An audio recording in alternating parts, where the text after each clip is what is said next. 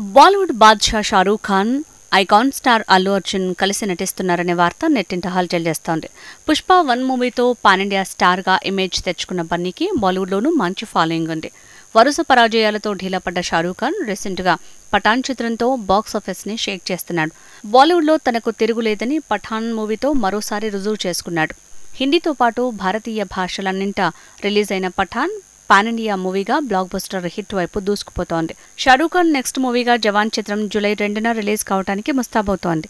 హీరోయిన్గా నయనతార, విలన్గా విజయ్ సేతుపతి నటిస్తున్నారు. ఇలా బాలీవుడ్ కోలీవుడ్ కలయికగా జవాన్ రూపొందుతోంది. తాజాగా అల్లు అర్జున్ని ఓ కీలక పాత్రకి ఎంపిక చేశారని talk.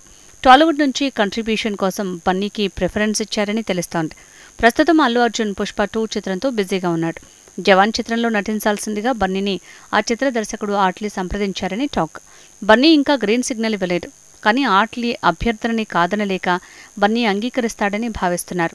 Shah Rukh, Bunny combo fix అయినట్లేనని జవాన్ టీం నుంచి ఇన్నర్ టాక్ వైరల్ అవుతోంది.